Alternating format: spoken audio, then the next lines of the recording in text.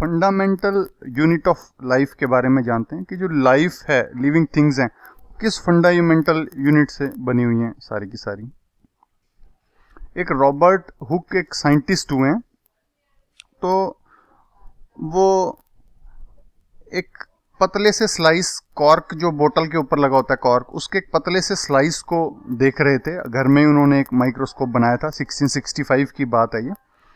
तो उन्होंने देखा कि ये जो कॉर्क है ये हनी कॉम्ब की तरह, जैसे मधुमक्खी के छत्ते में छोटे छोटे डब्बे से होते हैं, इस तरीके से छोटे छोटे उनसे बना हुआ है, बॉक्सेस से। उन्होंने इसका बॉक्सेस का नाम दिया सेल्स, और लैटिन में सेल का मतलब होता है लिटिल रूम, छोटा कमरे को सेल कहते हैं।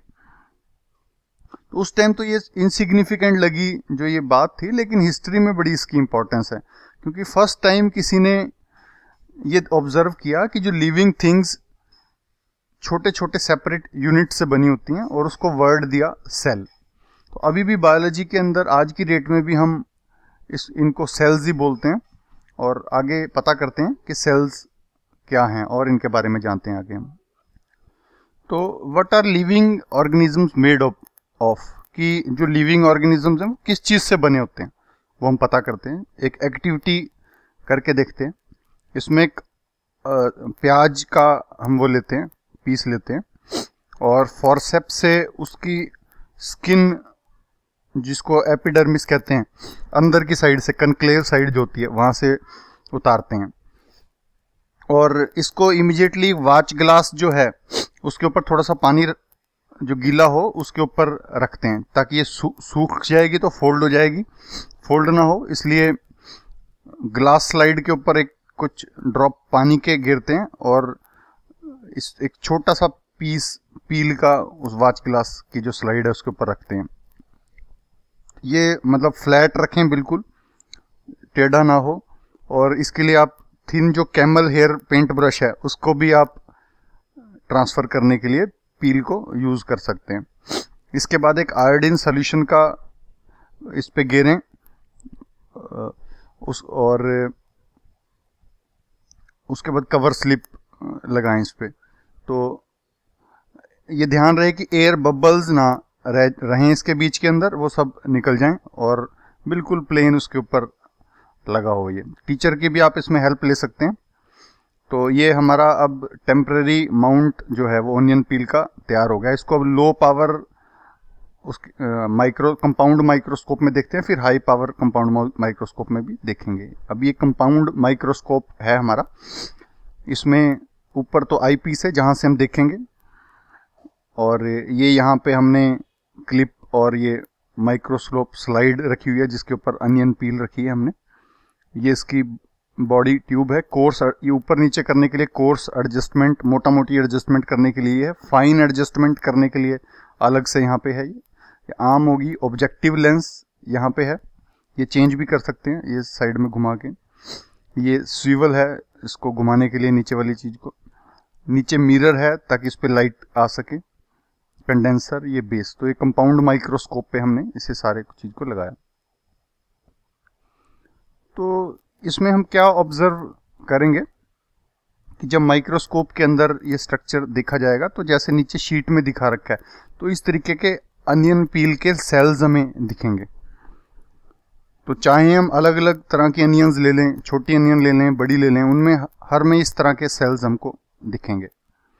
तो ये जो स्ट्रक्चर्स दिख रहे हैं जो इसके अंदर हमें दिखा, तो ये क्या चीज़ हैं ये अब जानते हैं। तो ये एक दूसरे से मिल रहे हैं, सारे एक जैसे दिख रहे हैं हमें स्ट्रक्चर इनके। अगर जो तो और ये जो सेल्स हैं या जो स्ट्रक्चर दिख रहे हैं, ये बिल्डिंग ब्लॉक्स हैं उस अनियन बल्ब के या अनियन जो भी प्याज है उसके। वो इन स्ट्रक्चर्स को सेल्स कहेंगे हम। तो अनियन ही नहीं, बाकी जितने भी ऑर्गेनिजम्स हैं और भी हैं, वो हम ऑब्जर्व करेंगे सारे सेल्स से बने होते हैं। और इसके अलावा कुछ ऐसे ऑर्गेनिजम्स भी हैं जो सिंगल सेल के अंदर भी दुनिया में रहने में कामयाब होते हैं, मतलब वो सिंगल सेल से ही बने होते हैं कुछ ऑर्गेनिजम्स। ये हम जानते हैं कि अभी हमने देखा कि रॉबर्ट हुक जो थे 1665 में पहली बार उन्होंने सेल की डिस्कवरी की, और उन्होंने कॉर्क के जो स्लाइस को प्रिमिटिव माइक्रोस्कोप में देख के ये बताया। ल्यूवेनह्यूक ने 1674 में एक अच्छा और माइक्रोस्कोप, इससे इम्प्रूव्ड माइक्रोस्कोप लिया, और उन्होंने डिस्कवर किया कि फ्री भी लिविंग सेल्स होते हैं जो इंडिविजुअल रह सकते हो, और वो पॉन्ड वाटर जो तालाब के पानी के अंदर उन्होंने फर्स्ट टाइम ये देखा 1674 में। उसके बाद 1831 में रॉबर्ट ब्राउन हुए साइंटिस्ट, उन्होंने डिस्कवर किया सेल का न्यूक्लियस, सेल के बीच में एक न्यूक्लियस होता है। उसके बाद 1839 के अंदर पुरकिंजी जो हुए साइंटिस्ट, उन्होंने टर्म एक बनाई प्रोटोप्लाज्म, जो फ्लूइड होता है, सब जो सेल के बीच में जो फ्लूइड होता है उसका नाम दिया उन्होंने प्रोटोप्लाज्म। तो इसके बाद सेल थ्योरी बनाई इन्होंने प्लांट्स और एनिमल्स की, कि सारे प्लांट्स एनिमल्स सेल्स से बने हुए हैं, और जो सेल एक बेसिक यूनिट है। ये चीज़ दो बायोलॉजिस्ट हुए हैं, स्लाइंडन 1838 में हुए हैं और श्वान 1839 के अंदर। तो इन्होंने ये जो सेल थ्योरी जो आगे बनाई, और सेल थ्योरी को फर्दर एक्सपेंड किया विर्चॉ साइंटिस्ट 1855 में। उन्होंने सजेस्ट किया कि जो सेल्स, सारे के सारे सेल्स ऑलरेडी एग्जिस्टिंग सेल्स से ही आगे बने हैं। तो 1940 के अंदर फिर इलेक्ट्रॉन माइक्रोस्कोप, एक बेटर जो बहुत ही अच्छा माइक्रोस्कोप है, वो डिस्कवर हुआ। तो उसके बाद हम और अच्छी तरह समझ पाए जो कॉम्प्लेक्स स्ट्रक्चर्स हैं सेल के, और सेल के अंदर अलग अलग ऑर्गेनील्स जो हैं उनका स्ट्रक्चर और बेहतर इलेक्ट्रॉन माइक्रोस्कोप के आने के बाद हम समझ पाए। तो ये जो इन्वेंशन हुई है मैग्नीफाइंग लेंसेज की, इन्होंने एक माइक्रोस्कोपिक वर्ल्ड, एक नई दुनिया हमारे लिए खोल दी, जिससे हमें इन सब चीज़ों का पता लग पाया। तो अब हमें पता है कि जो सिंगल सेल है, कुछ ऑर्गेनिजम्स एक सिंगल सेल के भी हो सकते हैं, जैसे अमीबा है और पैरामीशियम है, बैक्टीरिया है। इनको यूनिसेलुलर ऑर्गेनिजम्स कहेंगे। यूनि का मतलब सिंगल, तो सिंगल सेल ऑर्गेनिजम्स हैं, एक ही सेल होता है इनके अंदर और फिर भी ये जीवित रहते हैं। इसके उलट कुछ होते हैं मल्टी सेलुलर ऑर्गेनिजम्स, इनके अंदर अलग अलग तरह के, उनकी जो बॉडी है वो अलग अलग तरह के सेल से बनी होती है, और हर सेल अपना अलग फंक्शन परफॉर्म कर रहा होता है। इनको मल्टी सेलुलर ऑर्गेनिजम्स कहते हैं। मल्टी मतलब मैनी, काफ़ी ज़्यादा इनमें सेल्स होते हैं। इसमें फंगाई है, अलग अलग तरह के प्लांट्स, एनिमल्स हैं। आप भी डिस्कस कीजिए कुछ मल्टी सेलुलर ऑर्गेनिजम्स आपको जो पता हैं। तो हर मल्टी सेलुलर ऑर्गेनिज्म जो है वो सिंगल सेल से ही बना हुआ है, क्योंकि एक सेल डिवाइड हो के अलग अलग तरह के सेल बनाता है। तो मतलब सारे सेल्स एक प्री एग्जिस्टिंग सेल से ही बनते हैं। तो एक एक्टिविटी करते हैं, इसमें अलग अलग तरह के हम जो एक, जैसे प्याज अगर लें, उसके लीफ के पील लीजिए, उसके जड़ों के अंदर से भी जो टिप है वहाँ से भी थोड़ा सा हिस्सा लीजिए। तो अलग अलग साइज़ की ओनियन के भी आप पील लेके देखिए। तो इसके अंदर इन सब को ऑब्जर्व कीजिए और देखिए कि क्या ये सेल्स एक जैसे हैं या इनके सेल्स के साइज और शेप अलग अलग हैं। तो इनका स्ट्रक्चर में कुछ सिमिलरिटी है या नहीं है। तो अलग अलग प्लांट्स के सेल्स ऑब्जर्व करके देखिए कि इनके अंदर क्या सिमिलरिटीज़ हैं और किस तरह से डिफरेंस हैं। अब ये नीचे तो हम ये पाएंगे कि अलग अलग जो ऑर्गेनिजम्स हैं उनके सेल्स अलग अलग तरह के होते हैं, उसमें कुछ सिमिलरिटीज़ भी होती हैं और काफ़ी दिखने में अलग अलग भी होते हैं। जैसे अब नीचे ये हमारी बॉडी के अलग अलग सेल्स दिखा रखे हैं। ये जो हमारा स्मूथ मसल सेल इस तरह से दिखता है, हमारे ब्लड सेल्स इस तरीके से हैं, नर्व सेल हमारा इस तरीके से है, ये मिट गई बीच में से डायग्राम थोड़ी, और ओवम जो है वो इस तरह से है, स्पर्म जो है वो इस तरह से दिखेगी, बोन का सेल इस तरह दिखेगा, फैट जो सेल है वो इस तरह आपको दिखेगा। तो ये अलग अलग तरह के सेल्स जो ह्यूमन बॉडी में पाए जाते हैं वो दिखाए हैं इसमें। तो जो सेल का शेप और साइज है उसके जो उसका स्पेसिफिक क्या फंक्शन है, उसने क्या फंक्शन परफॉर्म करना है सेल पे, उस पर डिपेंड करती है।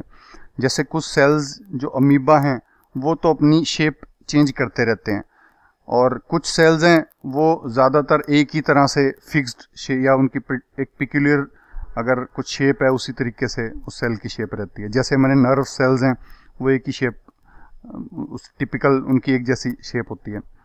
तो हर सेल की कुछ कैपेसिटी होती है एक बेसिक फंक्शन परफॉर्म करने की, उस जो लिविंग फॉर्म के अंदर जो वो एक करेक्टरिस्टिक होती है उसकी बेसिक कुछ फंक्शन परफॉर्म करता है।